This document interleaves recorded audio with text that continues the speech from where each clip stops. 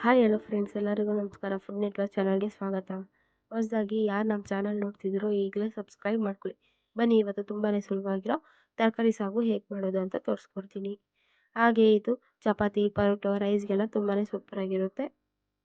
ನೋಡಿ, ಈರುಳ್ಳಿ, ಬೆಳ್ಳುಳ್ಳಿ, ಶುಂಠಿ, ಚಕ್ಕೆ, ಲವಂಗ ಒಂದು 4-5 ತೊಗೊಂಡಿದ್ದೀನಿ. ಎಣ್ಣೆ ಹಾಕಿ ಕಾದಿದ ನಂತರ ನಾನು ಏನು ತೋರಿಸಿದ್ನೋ ಇಂಗ್ರೀಡಿಯೆಂಟ್ಸ್ ಅದೆಲ್ಲ ಹಾಕಿ ಡೀಪ್ ಫ್ರೈ ಮಾಡ್ಕೊಳ್ಳೋಣ. ಸ್ವಲ್ಪ ಸಾಲ್ಟ್ ಹಾಕ್ಕೊಂಡು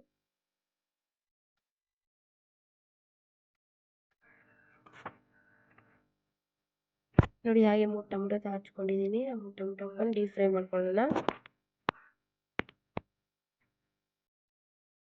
ಅದು ಹಾಕಿದ ನಂತರ ಕೊತ್ತಂಬರಿ, ಪುದೀನ ಹಾಕ್ಕೊಂಡು ಡೀಪ್ ಫ್ರೈ ಮಾಡೋಣ.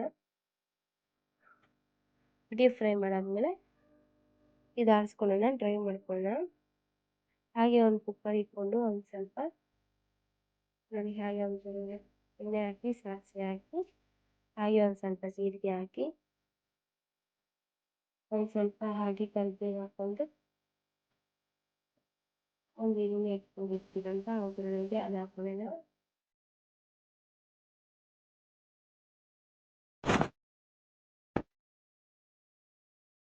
ಈಗ ಈರುಳ್ಳಿ ಹಾಕ್ಕೊಂಡು ಒಂದು ಸ್ವಲ್ಪ ಸಾಲ್ಟ್ ಹಾಕೊಂಡು ಫ್ರೈ ಮಾಡ್ಕೊಳ್ಳೋಣ.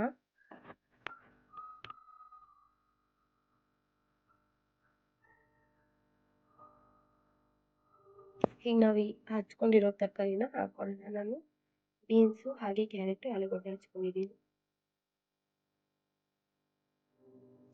ಈಗ ನಾವು ಹಚ್ಕೊಂಡಿರೋ ತರಕಾರಿನ ಹಾಕೊಂಡು ಒಂದು ಸ್ವಲ್ಪ ಸಾಲ್ಟ್ ಹಾಕೊಂಡು ಡೀಪ್ ಫ್ರೈ ಮಾಡ್ಕೊಳ್ಳೋಣ.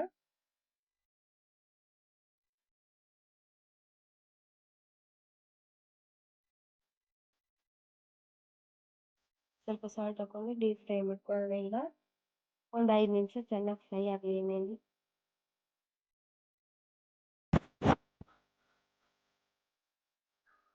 ಈಗ ನಾವು ಪ್ಲೇಟ್ ಮುಚ್ಚಿಬಿಟ್ಟು ನಾವು ಡ್ರೈ ಆಗೋಕ್ಕಿಕ್ಕಿರೋದನ್ನ ಮಸಾಲಾನ ರುಬ್ಕೊಳ್ಳೋಣ.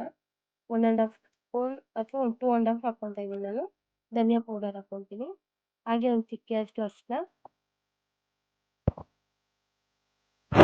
ಹಾಗೆ ಒಂದು ಸ್ಪೂನ್ ಖಾರದ ಪುಡಿ ಹಾಕ್ಕೊತೀವಿ. ನಾವು ಹಸಿಮೆಣಸಿನ್ಕಾಯಿ ಹಾಕ್ಕೊಂಡಿಲ್ಲ, ಅದರಿಂದ ನಾವು ಖಾರದ ಪುಡಿನ ಹಾಕ್ಕೊಳ್ಳೋಣ. ನೋಡಿ, ಪೇಸ್ಟ್ ಮಾಡ್ಕೊಂಡಿದ್ವಿ. ಈಗ ನಾವು ಬೇಯಿಸಿರೋವಂಥ ಫ್ರೈ ಮಾಡ್ಕೊತಾ ಇರುವಂಥ ತರಕಾರಿಗೆ ಇದು ಆ್ಯಡ್ ಮಾಡ್ಕೊಳ್ಳೋಣ. ರುಬ್ಕೊಂಡಿರೋಂಥ ಮಸಾಲಾನ ಆ್ಯಡ್ ಮಾಡಿ ಒಂದು 2 ಮಿನಿಟ್ಸ್ ಫ್ರೈ ಮಾಡೋಣ.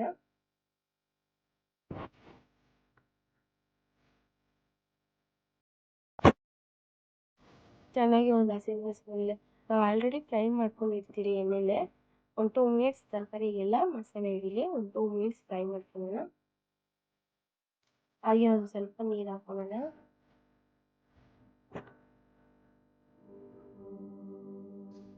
ನೋಡಿ, ಚೆನ್ನಾಗಿ ಕುದೀತಿದೆ ಮಸಾಲ ತರಕಾರಿನಲ್ಲಿ.